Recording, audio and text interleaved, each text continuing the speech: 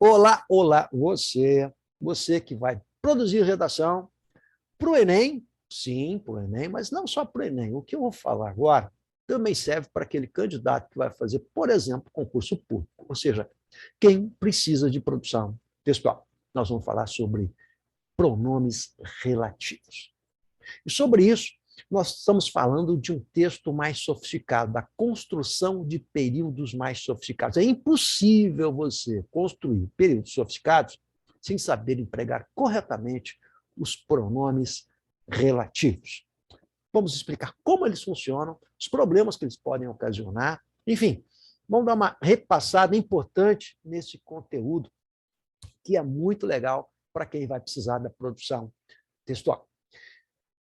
Sobre isso, a primeira coisa, para começo de conversa, quando a gente fala de produção textual e da qualidade do texto, nós temos que lembrar que o texto vai se construir do ponto de vista sintático em orações que vão se juntar e formar os períodos. Bem entendido? Então, período, botou pontinho, ponto final, ponto de exclamação, interrogação, nós encerramos o período. Então, o período mais ou menos seria, digamos que o tijolinho com o qual nós vamos construir o nosso parágrafo, e a junção dos parágrafos, você tem o texto. Então, eu preciso verificar se esse aluno tem um bom domínio da sintaxe, e agora nós estamos falando da capacidade de escrever, eu não estou falando das ideias, eu estou falando de como você constrói o texto verbal, escrito, como você consegue juntar ideias num período, juntando períodos, formando os parágrafos. Portanto, a técnica é o domínio da sintaxe, o domínio da frase, o domínio da oração. Nesse sentido, um avaliador vai dar uma olhadinha para verificar como é que você constrói os seus períodos.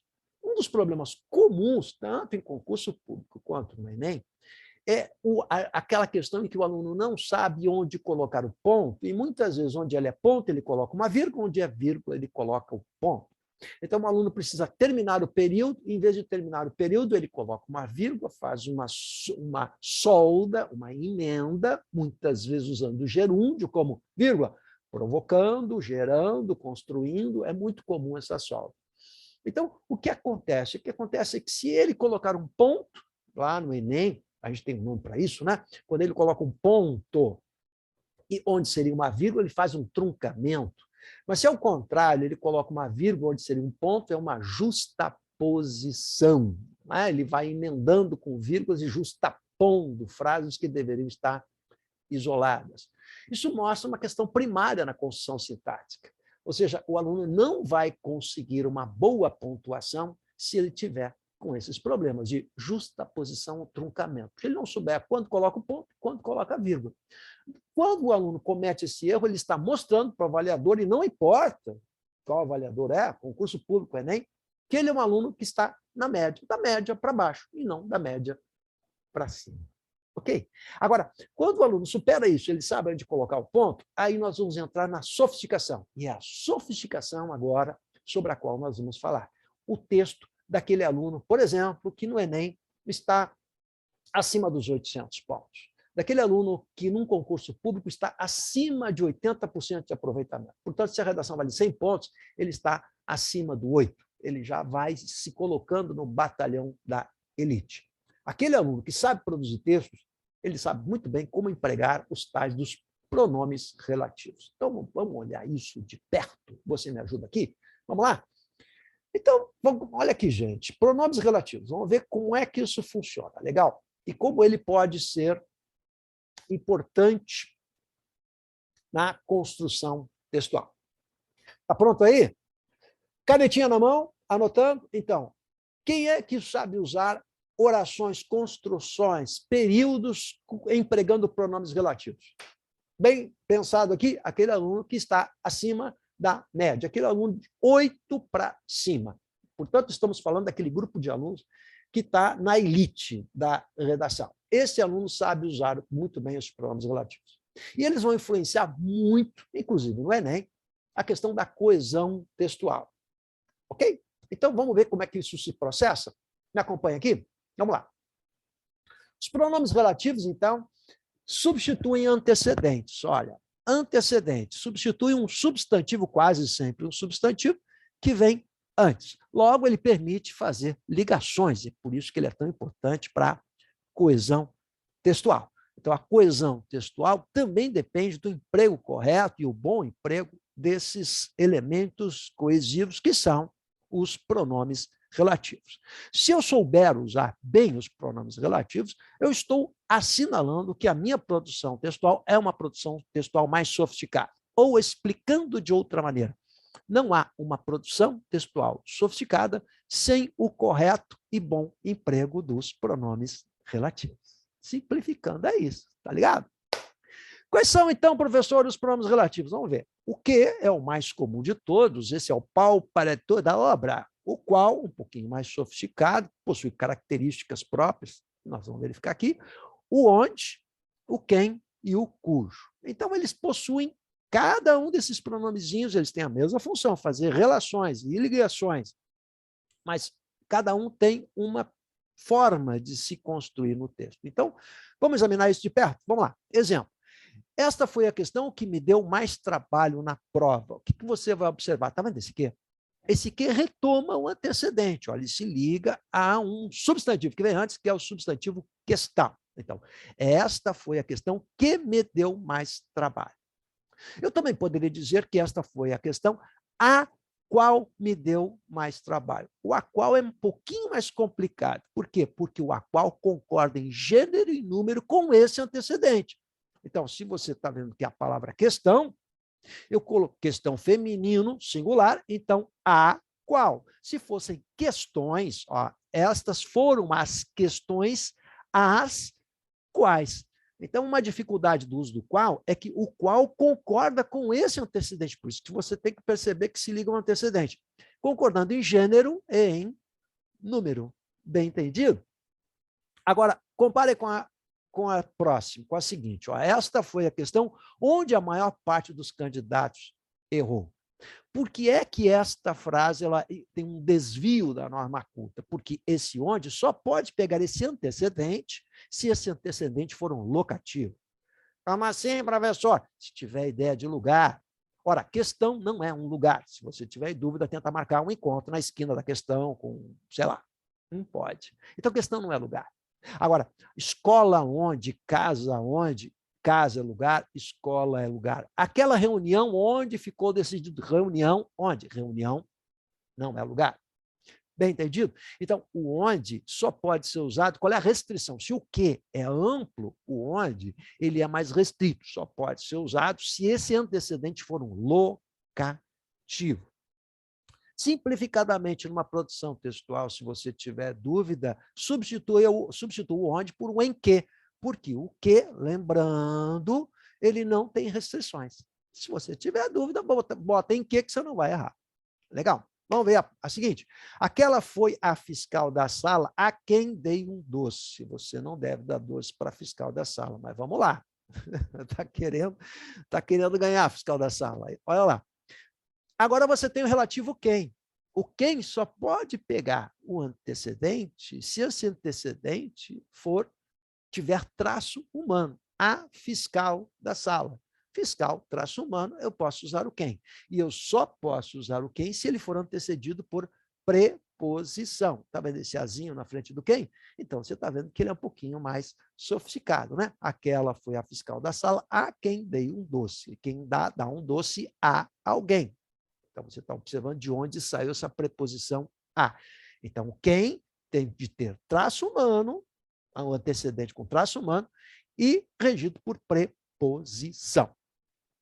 Belezura? Então, você está vendo que o quem é mais sofisticado que o quê? O quê é pau para toda obra. Vamos ver o que e o qual, então.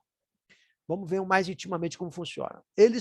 Um pode substituir o outro. Sim, eles funcionam de maneira muito semelhante, mas o qual ele tem uma preferência. Qual é a preferência? Antecedido por preposição. Significa dizer que nós, corriqueiramente, quando colocamos uma preposição na frente desse relativo, nós preferimos usar o qual.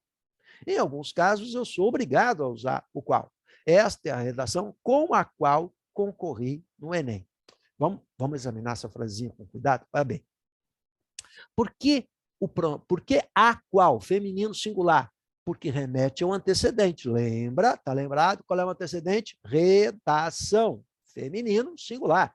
Isso explica o a qual. Concorri no Enem com a redação. Esse com, na regência da frase, ele foi exigido e ele vai aparecer na frente do pronome relativo. Agora, se eu tentasse trocar esse qual pelo que, você observa que não ficaria eufônico. Portanto, não é comum em língua portuguesa, nós, falantes da língua, usarmos o que se for antecedido por preposição, especialmente uma preposição como essa, que é o com. Mas se for a preposição sem e sob, aí eu sou obrigado a usar o qual, inapelavelmente. Então, esta é a redação sem a qual não consigo passar na prova, sem que não funcionaria, não seria eufônico. Beleza? Então, eles são muito semelhantes, mas o qual sempre vai preferir quando for antecedido por preposição. Muito bem. Vamos lá. O mais sofisticado deles, dos pronomes relativos, inquestionavelmente é o cujo. E aí você vai me perguntar, prof, então, se eu colocar o cujo na redação, eu estou sinalizando o quê para o nosso avaliador? Vou de novo enfatizar aqui, gente, ó, tanto um avaliador de uma prova de concurso público quanto o avaliador do Enem. Eles vão procurar essa sofisticação no texto. É claro que só essa sofisticação não funciona, precisa ter mais coisa, mas o uso do cujo pressupõe um texto mais sofisticado, desde que, presta atenção, você esteja usando corretamente o cujo. Se você não usar corretamente, meu querido, não adianta nada, legal? Então, na dúvida, não use. Use se você souber usar. Então, vamos ver, vamos aprender como se usa o cujo? É um pronome mais complexo, por isso que pouco se usa. Ele marca um nível mais formal de linguagem, significa dizer que informalmente nós não usamos numa linguagem diária, cotidiana, com as pessoas com as quais nos relacionamos, você não costuma usar o cujo. Vamos ver quais são as características A, B, C, D. 4 itens para você lembrar. Primeiro, eu só posso usar o cujo se ele tiver uma ideia de posse. Ele sempre vai ficar entre o elemento possuído e possuidor. Ele sempre vai concordar com a palavra que vier depois. Então, pode ser cujo, cuja, cujos, cujas. Observe que o artigo, o a, os, as, já está embutido no cujo. O que vale a dizer, se já está embutido, que você não pode colocar artigo depois do cujo, porque ele já carrega o artigo. Então, não existe cujo o, cuja a, cujos os, cujas as. Inapelavelmente, se aparecer uma questão de múltipla escolha, cujo o, cuja a, inapelavelmente estarão errados. Fecha o olhinho, cujo o, cuja a, cujos os, cujas as, sempre errado, porque o cujo já carrega o artigo. Né? E ele pode ser antecedido antes pode aparecer preposição. Então, cuidado, depois não tem artigo, antes pode ter preposição, gente. Então, o artigo é depois. Ó, olha, não vai confundir o antes com o depois, beleza? Exemplo. Esta foi a edição do Enem, cujas questões achei mais difíceis. Olha só. Por que cujas? Vamos lá.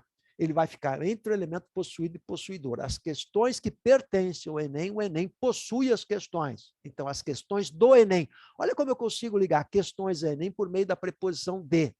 Ó, as questões, o Enem, cujas questões, as questões do Enem. De mais o. Preposição de, ligando questões ao Enem, mostra que há uma ideia de posse. É uma maneira de você verificar se existe ideia de posse. Né? Então, por que cujas no feminino plural? Para concordar com questões. Então, há uma ideia de posse. Se há uma ideia de posse, eu tenho que usar o cujo. Senão você vai reformatar a frase. Agora, vamos lá, essa vai ficar feia. Ó. Esta é a mãe com cuja filha irei casar. O cuja vai ficar entre mãe e filha. Por quê? Porque a filha da mãe, isso mesmo, a filha da mãe, ou seja, a mãe possui a filha pertence à mãe. Por que cuja? Feminino, para concordar com filha. E de onde saiu o com? Quem casa, casa com. Regência do verbo casar. Então, é daí que saiu a preposição. É uma construção, portanto, como você está vendo, mais sofisticada. Muito bem. Emprego das preposições diante dos pronomes relativos. Né? Este é o banco que confio. Por que está errado? Regência do verbo confiar. Quem confia, confia em alguma coisa. E onde vai aparecer essa preposição? Preposição vai voar, ó, vai aparecer na frente do pronome relativo, preposição voadora. Então, este é o banco em que confio. Observe que na oralidade nós comemos essa preposiçãozinha que aparece na frente do pronome relativo, né? E se em vez de confio, vamos lá, eu usasse preciso, ó, este é o banco que preciso. Regência do vai precisar. Quem precisa, precisa de. Então, este é o banco de que preciso. Em que confio, de que preciso. Bacaninha aí? Beleza. Bom, mas se em vez do que tivéssemos que usar o qual, lembrando que o qual concorda em gênero e número com o antecedente. O antecedente de qual é banco, banco, masculino singular, portanto, o qual. Mas como eu tenho a preposição em, o em vai se fundir com o artigo o, em mais o, no. Então, esse é o banco no qual confio. Agora vai lá. Se em vez de confio fosse preciso nessa última frase, como é que ficaria? Vamos lá. Este é o banco em que preciso ou do qual preciso. Quem precisa, precisa de mais o, do. Questãozinha muito provável de aparecer em provas de concurso público também. Legal? Então, olha como isso funciona para várias coisas, hein? Os pronomes relativos são bem importantes para a sofisticação do texto. Então, de novo, vamos lá, vamos ver se eu fui entendido até agora. Um avaliador, quando ele vai verificar o nível de sofisticação da sintaxe do candidato, ele tem de saber, em primeiro lugar, se o candidato está colocando ponto e encerrando período no momento correto, ou se ele não sabe fazer isso. Se ele não souber fazer isso, ele está do meio para baixo. Se ele sabe fazer isso, ele está ascendendo, possibilidade de subir um pouquinho na escala do avaliador. Qual é o próximo passo do avaliador? Verificar se ele emprega pronomes relativos. Então, ele vai procurar no seu texto que, qual, cujo, que maravilha, quem, e vão ser pronomes relativos que vão indicar que o seu texto tem uma sintaxe mais elaborada. Para a gente fechar isso, eu quero que você observe essas duas frases aqui e olhe como a sintaxe está diferente justamente pela construção dos períodos em que, numa, eu vou usar uma sintaxe mais sofisticada com emprego de pronomes relativos e outra, eu vou fragmentar em períodos isolados. Não é? Então, não há infração e não há desvio em nenhuma das duas construções. Observem bem, é uma questão estilística, mas observem como. A primeira construção, você vai ter um período longo, que vai exigir uma boa noção de pontuação, mas é um período mais sofisticado. Menos claro e mais sofisticado. Gente, quanto mais você usar pronomes relativos, você sofistica o texto, mas você naturalmente também deixa o texto menos claro porque o período vai se alongar. Essa é uma característica dos pronomes relativos. Agora, se eu usar frases mais picotadas, períodos mais curtos, sem uso de relativos, evidentemente que eu faço um texto mais ágil, mais rápido, mais claro e menos sofisticado. Então, esse segundo exemplo vai ser um exemplo muito comum, por exemplo, nos textos jornalísticos, porque o texto jornalístico prefere mais imediaticidade, rapidez e agilidade. Isso, legal? Então, me acompanha aqui? Vai lá. A Revolução Francesa trouxe os ideais de fraternidade, de igualdade, de liberdade. Você está vendo? Opa, quem vai fazer o Enem? Paralelismo. Olha a repetição da preposição de aqui, ó. Os ideais de uma coisa, de outra coisa e de uma terceira coisa. Por isso a repetição da preposição de está sendo descontado no Enem e também é provável que seja descontado em concursos públicos, não é? Beleza? Então, trouxe os ideais de fraternidade, de igualdade, de liberdade, que são conceitos até hoje fundamentais nas sociedades ocidentais, modernas, cujo avanço social está intimamente ligado ao respeito a estes ideais. Então, olha só, pessoas, prestem atenção. Você tem o que na segunda linha e você tem o cujo na quarta linha. Olha como ficou longo o período, não tem nada errado em usar o período longo, desde que você tenha escrito corretamente. Mas ele possui duas orações introduzidas por pronomes relativos. Portanto, é uma construção muito mais sofisticada. Percebe a diferença? Vamos lá. No segundo exemplo, a Revolução Francesa trouxe ideias de fraternidade, de igualdade e de liberdade. Ponto, respira, novo período. Você está vendo que agora fragmentou, ao invés de usar o relativo? Ó. Estes são conceitos, para retomar os conceitos, em vez de usar o relativo, usei agora um demonstrativo. Estes são conceitos até hoje fundamentais nas sociedades ocidentais modernas. Ponto, novo período. Estas sociedades, para retomar, você percebe, quando você faz Estas ou essas sociedades, ó, você está usando o pronome demonstrativo como elemento de coesão, que também funciona. No entanto, ele não tem a mesma sofisticação dos pronomes relativos. Você está vendo, portanto, que o segundo exemplo é mais comum nas redações, porque menos sofisticados, mais fáceis de pontuar. Então, estas sociedades têm avanço, faltou acentinho, tem aqui, hein? Estas sociedades têm avanço social intimamente ligado ao respeito aos ideais da revolução. Legal? Então, aqui faltou acento do tem, aqui eu tenho que olhar esse acentinho aí também. Beleza? Bom, vamos lá. Você está comparando, então, os dois exemplos, e eu acho que aqui a gente pode deixar bem clara a diferença de sofisticação. Você deve estar se perguntando em relação à pontuação. Está correta a pontuação da primeira frase com as orações introduzidos por pronome relativo, que nós chamamos de orações subordinadas adjetivas. No caso, as adjetivas aqui, elas são adjetivas restritivas e, portanto, não levam vírgula. Para o Enem, vale lembrar, já que eu estou aqui, né, que essas orações adjetivas, que são tão recorrentes em provas de concurso público e até mesmo em provas do Enem, de vestibular, a pontuação das orações adjetivas, as orações subordinadas adjetivas, restritivas e as explicativas. As explicativas ficam entre vírgulas. No Enem, essa pontuação não é descontada do aluno. Portanto, se ele não colocar vírgula nas orações adjetivas, isso não implicará erro de pontuação.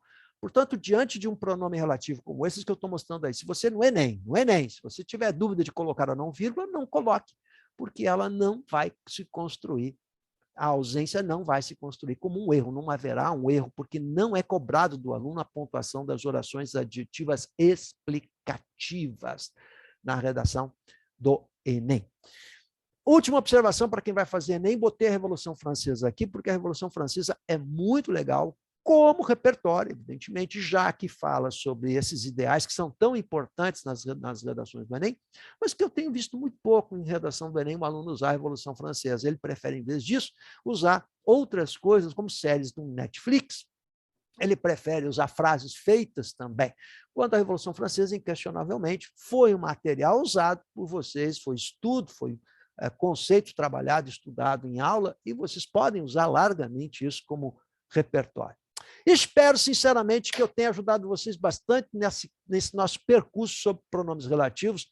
Vamos lá, interaja aí, dá um joinha, te inscreve aí, por favor, no meu canalzinho do YouTube, dá um joinha legal, inscreve aí, vai aí, não custa nada, ó, um segundinho você faz isso, e manda sugestões aí de assuntos que você queira que eu aborde nesse canal.